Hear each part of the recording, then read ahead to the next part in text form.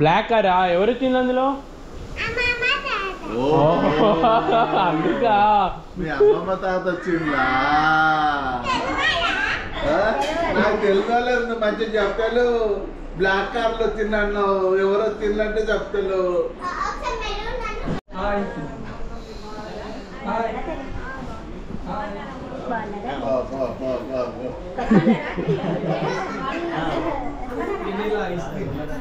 ఎందుగా అంత నవ్వు?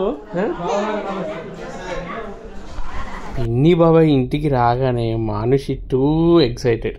అద్వితి చెల్లెలు దివ్య చైతన్య పెళ్ళి అవుతున్నప్పుడు మాకు కూడా వడి బియ్యం పోసారనమాట.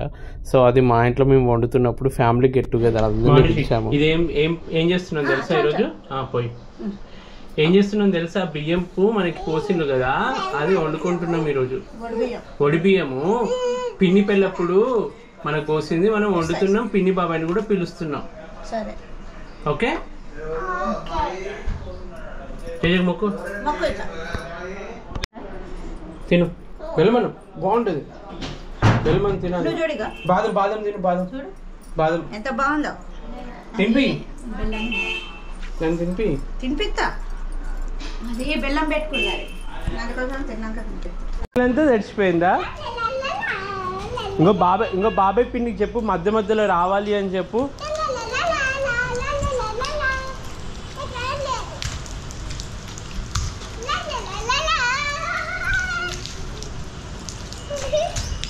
వాము ఆయన దివ్య, మీ ఏంటి మానుషి నిజంగా అంత లవ్ ఎట్లా పెరిగింది మీ మీద?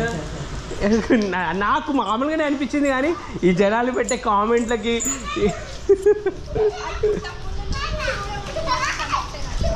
అంటే అది కడుపులో ఉన్నప్పుడు కూడా ఏమన్నా కమ్యూనికేషన్ చేస్తే ప్రతిరోజు నీ మొహమే చూసేదా?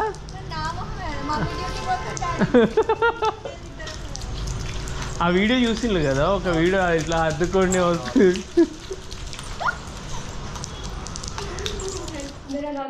మన పిల్లల పెరుగుతూ ఉన్న వాళ్ళ స్కిన్ ఒక పిహెచ్ బ్యాలెన్స్ కూడా చేంజ్ అవుతూ ఉంటుంది, పెరుగుతుంటుంది కదా. సో అలాంటప్పుడు వాళ్ళు యూజ్ చేసే క్లోత్స్ కూడా మనం చాలా నీట్గా వాష్ చేయాలి. సో దట్ ఆ పిహెచ్ బ్యాలెన్స్, మనం క్లోత్స్కి యూజ్ చేసే డిటర్జెంట్ అండ్ వాళ్ళ స్కిన్ ఉన్న పిహెచ్ బ్యాలెన్స్ రెండు బ్యాలెన్స్ అయ్యేలా చూసుకోవాలి. సో అలానే కాకుండా వాళ్ళు వేసుకునే క్లోత్స్ కూడా చాలా నీట్ ఉండాలి, హైజీన్ ఉండాలి. మనం యూజ్ చేసే డిటర్జెంట్ వాళ్ళకి యూజ్ చేస్తే వర్కౌట్ అవ్వదు కదా వాళ్ళ పిహెచ్ బ్యాలెన్స్కి. అండ్ సమ్టైమ్స్ వాళ్ళకి స్కిన్ ఇష్యూస్ అండ్ ఎలర్జీస్ కూడా వస్తాయి. సో వాళ్ళకి సంబంధించిన డిటర్జెంట్ యూజ్ చేస్తేనే కదా బాగుంటుంది. అండ్ లవ్ వాళ్ళది బేబీ లిక్విడ్ డిటర్జెంట్ యూజ్ చేద్దామని చెప్పేసి, అందుకని నేను లవ్ వాళ్ళది baby design for baby skin, at the same time protects వాళ్ళ స్కిన్ కూడా ప్రొటెక్ట్ చేస్తుంది. అండ్ దీంట్లో క్యాటియానిక్ సాఫ్ట్నింగ్ టెక్నాలజీ ఉండడం వల్ల వాళ్ళ క్లోత్స్ అనేది నార్మల్ అండ్ జెంటిల్గా ఉంటాయి అనమాట. అంటే హార్ష్ గట్టిగా అవ్వడము, dermatologically tested and approved by the doctors. పిల్లలకి యూజ్ చేయొచ్చు మనం. ఎలాంటి బ్యాక్టీరియల్ డిఫెన్స్ ప్రాపర్టీస్ ఉండడం వల్ల పిల్లల బట్టలో ఎలాంటి బ్యాక్టీరియా అండ్ జెమ్స్ కూడా ఉండవు. అవన్నీ యూజ్ చేయడం వల్ల మనం పిల్లల బట్టలు వాళ్ళు ఆడుకోవడం అలాంటివి చేస్తుంటారు కదా, మరకలు అట్లాంటివి కూడా చాలా పిహెచ్ బ్యాలెన్స్ని మెయింటైన్ చేస్తూ పిల్లల స్కిన్కి ఎలాంటి ఇరిటేషన్ రాకుండా అండ్ వాళ్ళ క్లోత్స్ కూడా సాఫ్ట్ అండ్ జెంటిల్గా పిల్లలు కూడా ఇష్టపడేలా ఉంటాయి అనమాట. విత్ అలోవెరా, సో దట్ పిల్లలకి ఆ సాఫ్ట్నెస్ అనేది బట్టలో తెలుస్తూనే బాగుంటుంది కదా. సో దానివల్ల జెమ్స్ నుంచి కూడా protect. Paraben and fluorescence and chemical free అనమాట. దీంట్లో ఎలాంటి కెమికల్స్ యూజ్ చేయలేదు. అండ్ ఇది వచ్చేసి IFRA సర్టిఫైడ్ ఫ్రేగ్రెన్స్ అనమాట. దీని స్మెల్ వల్ల మనకి ఏమైనా బ్రీతింగ్ ఇష్యూస్ వస్తాయన్న ప్రాబ్లం అండ్ డౌట్ ఉంటుంది మనకి. అట్లాంటివి ఏవీ లేదు. నిజంగా ఇది అప్రూవ్డ్. నేను యూజ్ చేస్తున్నాను మా పాపకి, చాలా బాగుంది. చూడండి యూసెస్ చూపిస్తున్నాను. ఇప్పుడు నేను హ్యాండ్ వాష్కి లిక్విడ్ వేసుకొని దాంట్లో సోక్ చేసుకుంటున్నా. అండ్ నెక్స్ట్ వచ్చేసి ఇది మిషన్ వాష్కి ఒక 30 ml వేసుకొని గార్మెంట్స్ ఆల్రెడీ వేసాయి, ఇప్పుడు ఆన్ చేసి. Biodegradable and environmental friendly. And ఇది వచ్చేసి మనకి రిఫిల్ ప్యాక్ 500 ml 1 లీటర్ ప్యాక్స్లో ఉన్నాయి మనకి. అండ్ మనం హ్యాండ్ వాష్ చేస్తే ఒక 20 ml యూజ్ చేస్తే ఒక 5 to 8 క్లోత్స్ వరకు గార్మెంట్స్ యూజ్ చేయొచ్చు పిల్లలవి. అదే మిషన్ వాష్ అనుకోండి, ఒక 30 ml యూజ్ చేస్తే 8 to 10 గార్మెంట్స్ వరకు మనం వాష్ చేసుకోవచ్చు అనమాట. అండ్ మనకి పిల్లలకి ఎలాంటి ప్రొటెక్షన్ కావాలో వాళ్ళ క్లోత్స్కి, అండ్ వాళ్ళ క్లోత్స్ కూడా ఎంత హైజీన్ అండ్ పిహెచ్ బ్యాలెన్స్ని కూడా కరెక్ట్ మెయింటైన్ చేస్తూ ఉండాలి. వాళ్ళ డిటర్జెంట్ యూజ్ చేస్తే అక్కడక్కడ మనకి డిటర్జెంట్ స్టెయిన్స్ అనేవి ఉంటాయి, దీనివల్ల అది కూడా ఉండాలన్నమాట. అండ్ మనకి పిల్లలకి ఏవైతే అవసరమో అవన్నీ దీంట్లో ఉన్నాయి. And I suggest this to you. ఇది వచ్చేసి నేను లింక్స్ డిస్క్రిప్షన్లో ఇస్తాను. అండ్ ఇది వచ్చేసి మనకి అమెజాన్, ఫ్లిప్కార్ట్ అండ్ lovelab.comలో అవైలబుల్. ఎన్నో రోజుల నుంచి మానుషి నాకు రెయిన్బో కేక్ కావాలి అని ఒకటే ఏడుపు. అంటే వీలు దొరక్క ఎగ్జాక్ట్ దాన్ని అనుకున్న రెయిన్బో కేక్ దొరకలేదు. సో బాబాయ్ వచ్చినప్పుడు తెస్తాడమ్మా అని మాట మారుస్తూ ఉండేది. సో బాబాయ్ నిజంగా రాగానే బాబాయ్ రెయిన్బో కేక్ ఏది అని అడగగానే వాళ్ళు ఆర్డర్ చేశారు. సో అది కట్ చేసినప్పుడు రెయిన్బో కలర్స్ వస్తే రావా అని ఒక టెన్షన్. మనిషితో స్పెండ్ చేసిన డేస్ అన్నీ బెస్ట్ డేస్ లాగా నిలిచిపోతాయి నాకు. యాక్చువల్గా ఒకరోజు పడుకొని ఉంది డీప్గా, సడన్గా ఎందుకో నిద్రలో కలవరించింది.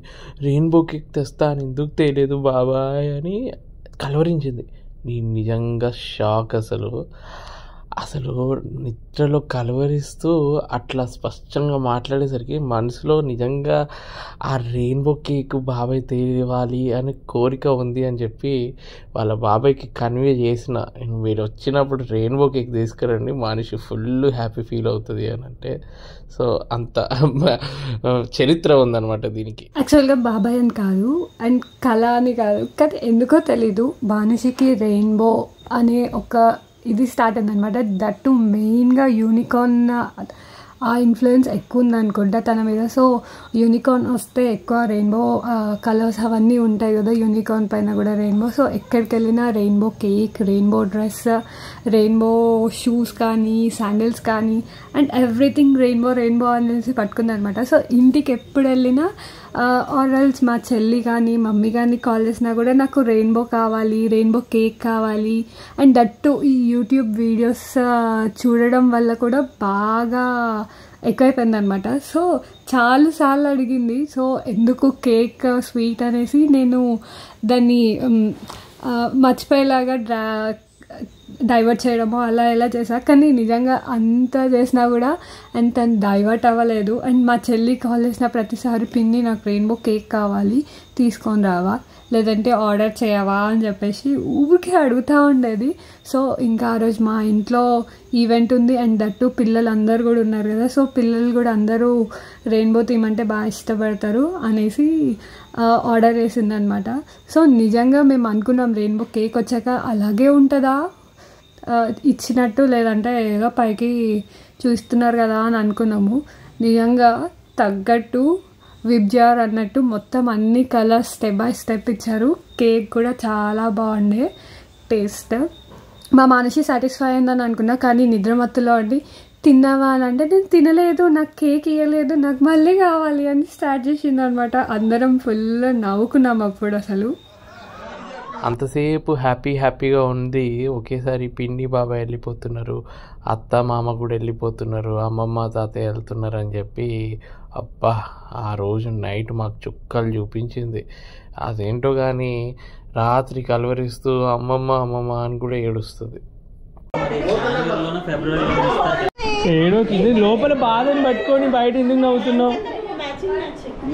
ఏడో మనసులో బాధ ఉంటుంది తెలుసు కానీ అట్లా బయట పడద్దు. ఏడో మా సాత్వికకి ఏడుస్తుంది చూడు మనిషి. ఓకే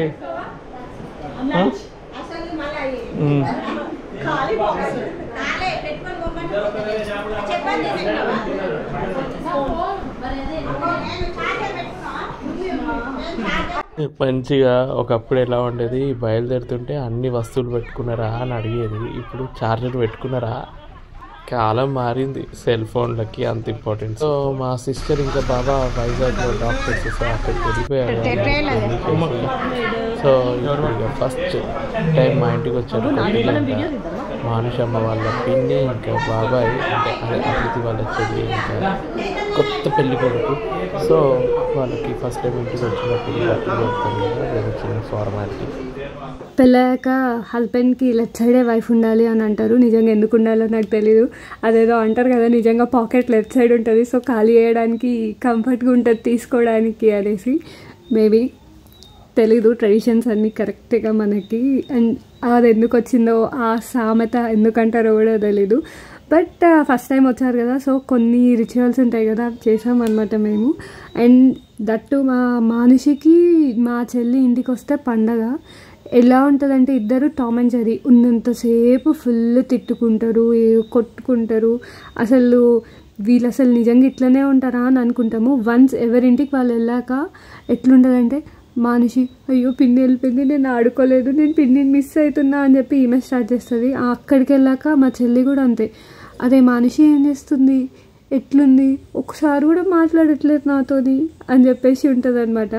నిజంగా అసలు ఈ బాండింగ్ అనేది యూనిక్. అసలు ఈ పిన్ని అండ్ ఇది ఉంటుంది కదా, నిజంగా మేము చిన్న ఉన్నప్పుడు అలాగే ఉండేవాళ్ళం. ఇప్పుడు చూడండి ఎలా ఏడుస్తుంది మా వాళ్ళ ఇంటికి చెప్పాలంటే వాళ్ళ పిన్ని అమ్మమ్మ వెళ్తున్నారంటే అస్సలు తట్టుకోలేదు మానుషమ్మ. నా కన్నులు కలలకు కొలనులు కన్నీళ్లతో జారెను ఎందుకు. మనము క్లాత్ తీసుకోలేదు, పెద్ద కుట్టించుకున్నాం అమ్మమ్మతో. అమ్మమ్మ వాళ్ళ ఇంటికి వస్తావు కదా, అప్పుడు ఆర్డర్ పెడతా నేను, అక్కడికి వస్తాను. రేపు వినీలతకి స్కూల్ హాలిడే కదా, మళ్ళీ ఒక్కటి పోయినా మళ్ళీ అది కదా, అందుకే బాక్స్ పంపించలేదు. అక్కడ అమ్మమ్మ దగ్గర పెట్టిన మ్యాగ్నెట్ అది దానికి. మానిషి డోంట్ క్రై, అది ఏ రోజు ఫంక్షన్ రోజు అని పిల్లలు ఉన్నారు కదా. ఇంపార్టెంట్ అంటే ఎగ్జామ్ రాసినాక వస్తుంది. ఎగ్జామ్ రాస్తేనే నీకు వేరే స్కూల్లో జాయిన్ చేపిస్తారు.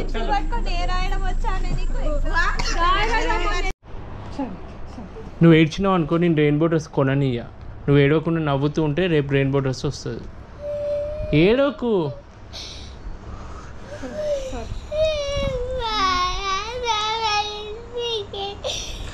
ప్రతి ఆడపిల్ల అంతేనా? పుట్టింటి సైడ్కి అబ్బా ఇంత ప్రిఫరెన్స్ ఇస్తారు. అబ్బాయిలు కూడా అట్లనే ఉండాలి. ఏడుస్తుందని చెప్పి వీడియో కాల్ చేపించి కొంచెం సంధాయించి.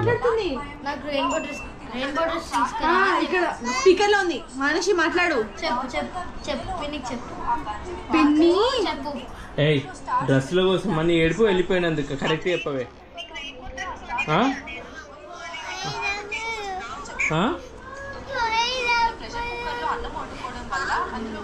పైనాపిల్ ఏంటిది?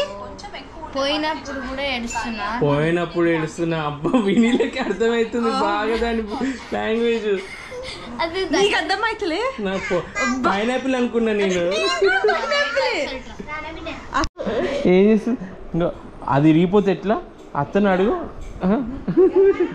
నువ్వు అది ఆడుకో అని చెప్పు.